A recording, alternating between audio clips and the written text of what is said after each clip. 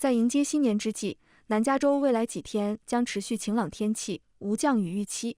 接下来的几天，下午气温凉爽，夜晚寒冷，但元旦到来时，天气变暖，并伴有大风。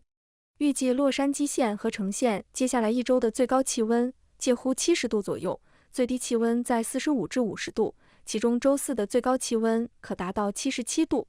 内陆帝国和山谷地区接下来一周的最高气温均在70度以上，最低气温介乎45至48度。元旦当日将有阵风，火灾风险将会增加。